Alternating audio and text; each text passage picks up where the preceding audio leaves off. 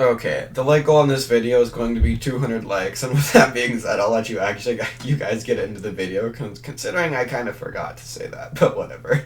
Hey, ladies and gents, welcome back. This is going to be part 2 to What If Naruto Was an Uchiha. So, in the last part, Naruto awakened the Sharingan from people abusing him, I guess is the best way to put it, or like villagers, basically, doing their little thing that they do with Naruto. And once they did figure out that he was an Uchiha, the people being mean to him and basically it just all got worse once they figured out that he was an Uchiha and had the Sharingan and everything like that. So he befriended Sasuke, or Sasuke befriended him, however you want to put it. And they were about to graduate from the academy when they were placed on the same team with Sakura, I believe, if I did that right. Yeah. And they were placed on a team with Kakashi. The reason you're like, why would they be placed on a team together? It wouldn't be balanced. Well, they both have Sharingan, and Kakashi would be the best for Naruto and Sasuke. So, for one reason, Minato would have been good, or you get the point. They're good to be placed on the team with Kakashi because of the Sharingan that they have, because Kakashi will be able to teach them better. That's one of the main reasons that Sasuke was placed with Kakashi instead of some other random team, kind of a thing. So, with that, let's get back into the new material of the What If. So after graduating from the academy, they did their little, what do you even call it? The introductions, but that happened in the last part. So, they left to go do the bell test the next morning after not eating anything for breakfast. So when Kakashi did arrive, because he's still late, he would then basically explain the premise of the bell test to the team. They'd be like, oh, so we have to take you down or get the bells, basically. And he's like, yeah, that's the premise of it, even though it isn't the premise of it. And Naruto starts thinking. He's just like, why the hell would there be 3 of us on a team if he just wants us to, one at a time try to come get you? He's thinking about it. So Naruto decides, he's like, okay, I'm gonna get Sasuke to come help me, just because, he's a Jonin and he might be pretty powerful. It might be kind of hard for me to actually do anything up against him. So, he then just basically, the bell test would start, everybody would go and hide, including Naruto. Naruto would make a shadow clone, it would go and it would find where Sasuke is, and it would basically tell him. It would be like a little count, he'd explain what was going on, and then it would start counting down. As soon as the shadow clone poofed, Naruto and Sasuke would basically both jump out from different directions, basically cornering this Kakashi. I almost said Hashirama. I was like, yeah, no, not that one. So, Naruto starts fighting against Kakashi base to base, and he's not winning, obviously, but he's doing much better than he was in the original. He doesn't have a Sharingan activated or anything like that. So, after he starts losing this battle, because obviously he would, because his base is about what his Shippuden self would be, so he activates the 3-Tomo Sharingan.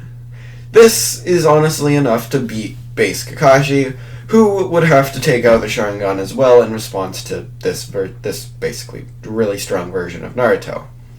So, somebody brought up in the comments, they basically were saying, wouldn't Naruto be able to awaken the Rinnegan with having, DNA from an Uchiha?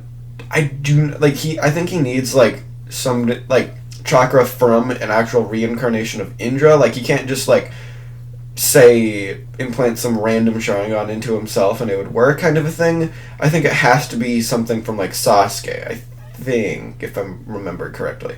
But I could be wrong. Leave a comment below if I'm incorrect on that statement and I can, retcon that. But I think that's how that works. Maybe. I don't know.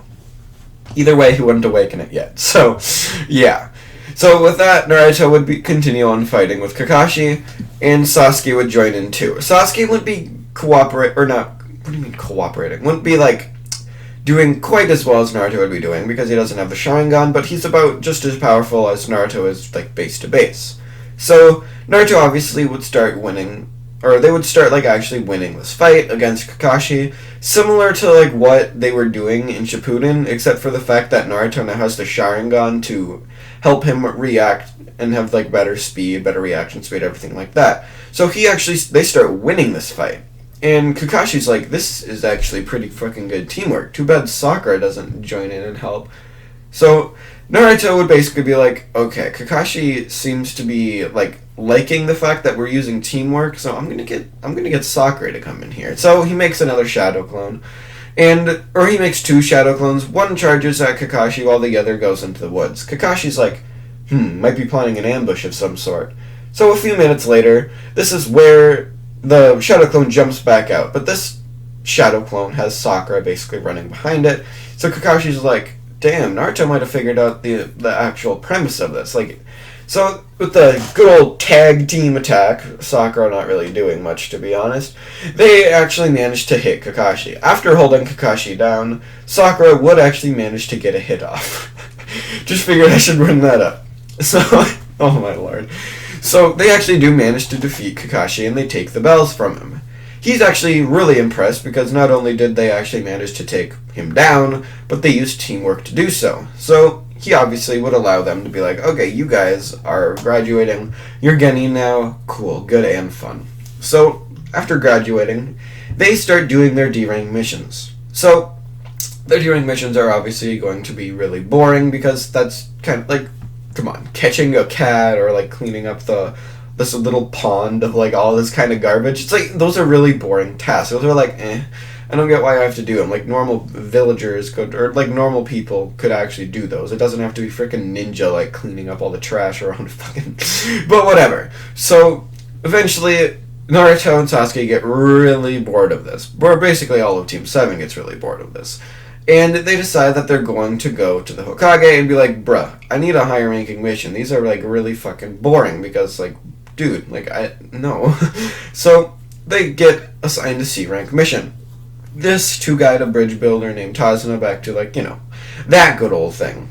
So after meeting him, he doesn't have that moment where he's just like, I'm getting guided by a bunch of frickin' brats, because he notices, like, kind of similar to what he thought of Sasuke, he thinks of Naruto, except even to, like, a little bit greater extent, I guess, because Naruto's a little bit more, like, buffer, I guess is the best way to put it. Like, he's a little bit more muscular. Like, generally ninjas are pretty, like, lean, but, like, you can tell that he's really strong, I guess you could say. So, they end up meeting at the gate the next day before leaving on their mission. So, once they do end up leaving for their mission, nobody except for Kakashi would notice the little puddle, because they don't have, like, the battle experience required to notice something like that. Like, yeah, they're a lot smarter, but, again, they don't have that, like, battle knowledge experience that they would need in order to notice that. So, Kakashi ends up, like, faking his own death. Sasuke and Naruto would both jump up. They would take down one of the Chunin each, and they would take them down before, or Kakashi doesn't even have to, like, come back out to help them finish off the little, like, people. So, they notice that Kakashi's back, and they're like, oh, welcome back. Sakura's just like, but I thought you died, kind of a thing. But Naruto, oh my lord, my voice for that was beautiful. But Naruto and Sasuke had actually, like, noticed that, or I don't remember if, like, he literally just, like, body flickered away, or if he used a genjutsu, or I'm pretty sure he used a genjutsu, but I'm gonna say Naruto and Sasuke literally just broke the genjutsu, and they didn't even, like, get affected by it at all, or they saw Kakashi move, if that's what it was. I don't remember, though.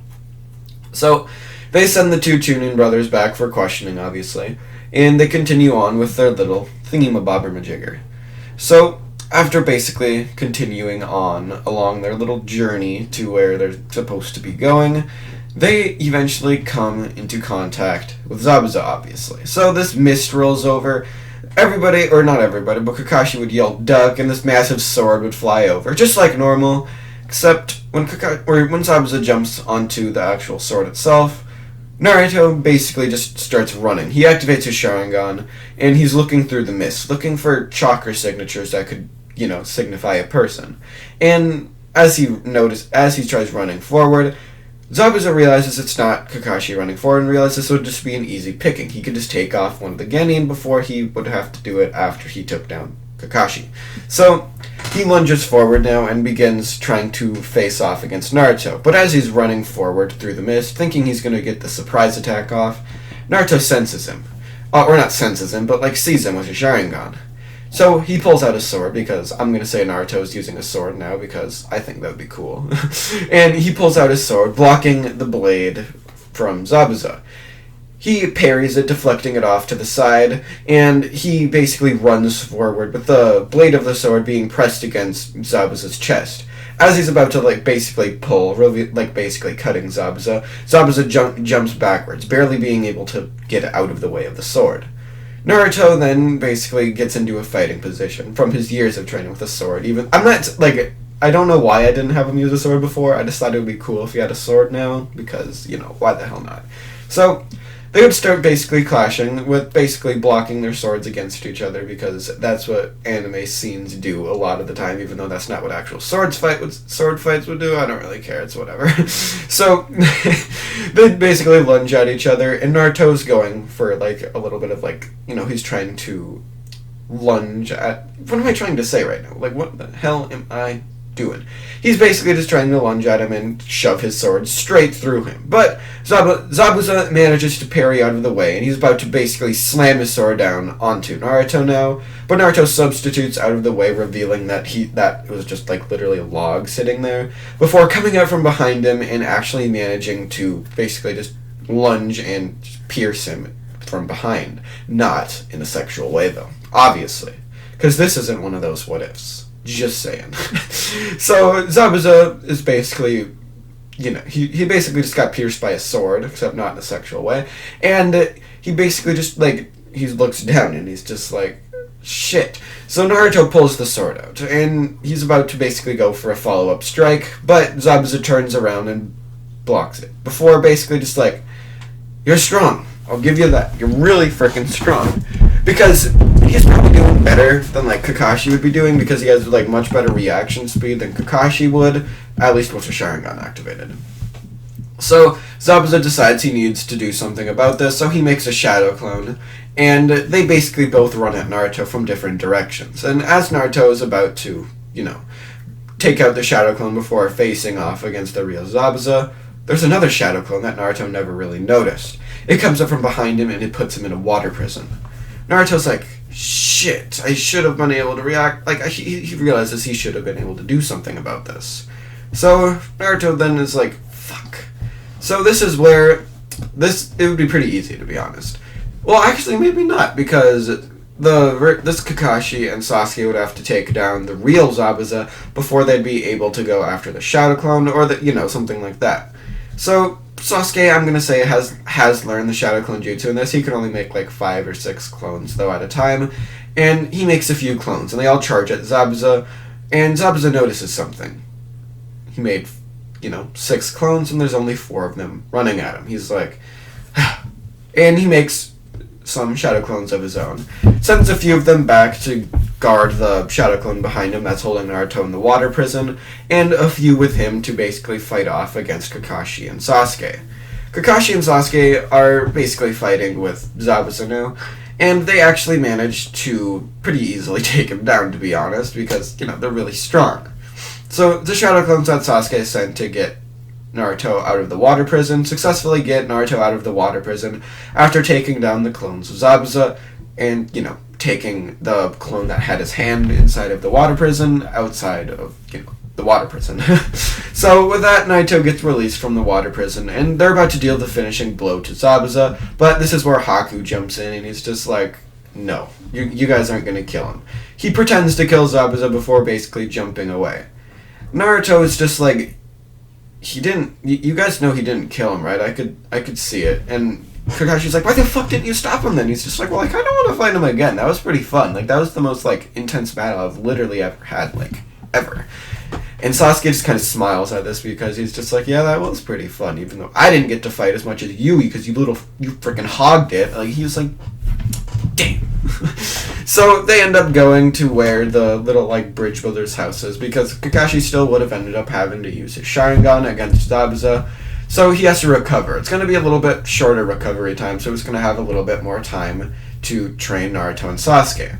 So Naruto would basically go and he'd train with Sasuke. They both know water and tree walking already, so they don't have to, do that. But Sakura ends up learning it pretty quickly.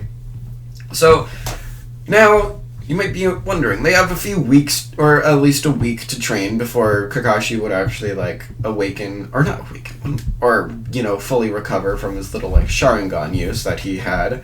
So what exactly are they going to train to try to accomplish? Like, what are they going to try to do?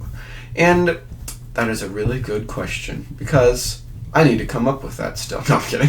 So they start their little like training montage thing, and after the week or however like long they would end up staying at the cabin would pass, they would have mastered a different type of jutsu. They basically just God, why can't I talk right now? They thought they needed a way to counter Zabuza's like powerful water attacks, because that's basically the main thing that he was using. So they started, using some water attacks of their own. Remember how Kakashi can use water attacks even though he might not even have... I don't know if Kakashi has all affinities or if he just like learned to master them, but like they would be, or Naruto at least, would be able to copy jutsu still, so he could use like, water prison and, different things like that now that he basically watched them used.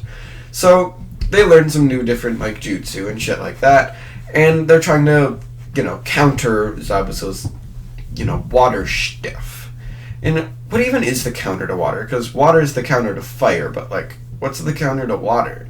Like, I don't know. So, whatever. They start their like training. Oh, it would be lightning probably, because you could like channel electricity and shit through it. Yeah, that'd probably be it.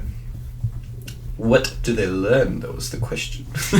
No, whatever. So they finish off with their training, just increasing their physical strength a little bit, as well as Naruto learning a few water jutsu and like refining them a little bit from his little encounter with Zabuza, along with Sasuke trying to learn some water jutsu of his own, but not being able to due to not even having the Sharingan activated at this point, because, he hasn't had that emotional trauma that he would need to react. Actually, he might legit be able to. I'm not sure, whatever. He's gonna get it in the next fight no matter what happens, so yeah. They show up at the bridge and they begin fighting. God. Sasuke would begin fighting with Haku while Zabuza would take on Kakashi because, they didn't have that much time to fight. And they figured they'd be like, whatever. Naruto could probably take either of them on if they managed to, like, get away from us, so we'll just leave him by the bridge builder for now. So Sasuke would begin his fight with Haku, and he'd still get trapped inside of that, like ice prison, ice mirror thing, and he would activate the Sharingan due to the need to be able to see everything like that. So after activating the Sharingan, remember how in the original he was like able to see like blurs and like able to predict the area that Haku would end up being at? He actually successfully does that this time. He successfully basically corners Haku after managing to take him down. He manages to basically hit him with a fireball. So with that happening, he falls down through, like, Haku would basically like fall down and it'd like whack into one of the mirrors because, that would hurt a lot. And he basically gets sent flying back to the ground. Now, what would happen? Because at this time, Kakashi would basically be about to kill Zabuza. So, would Haku continue on fighting with Sasuke, or would he jump in the way of the Chidori? Well, he'd jump in the way of the Chidori, because that's in his character, he needs to save him. So he jumps in the way of the Chidori, and actually, gets in the way of it, basically getting pierced through the chest, leaving Zabuza alive behind him, but Zabuza would be pretty easily defeated not too long into the future. So the little gang leader guy would show up after not too long, and they would basically kill all of his henchmen before taking him back to the village and, everything like that. And they end up heading back to the village, but that's where I'm going to leave this part off. So I'll see you guys in the next part. Peace out. Bye.